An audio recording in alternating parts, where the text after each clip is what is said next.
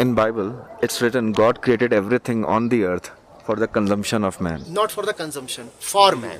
You are for me. Would I consume you? Must I consume you? जब Bible Quran में भी ऐसा जिक्र है, जब वो कहते हैं मालिक ने सब पशु पक्षियों प्राणियों की रचना की तुम्हारे लिए, तुम्हारे से आशय मनुष्य के लिए, तो उसका अर्थ ये थोड़ी है कि तुम्हारे खाने के लिए।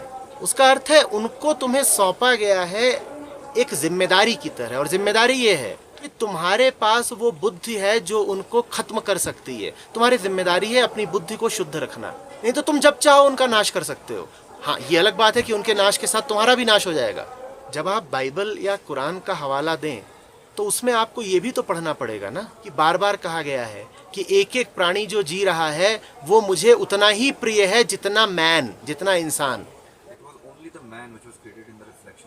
ठीक, तो क्या हो गया अगर हम ये भी मान लें कि मनुष्य की चेतना बाकी जानवरों की चेतना से श्रेष्ठ है, तो इससे मनुष्य के ऊपर हिंसा का अधिकार आ जाता है या करुणा का दायित्व आ जाता है?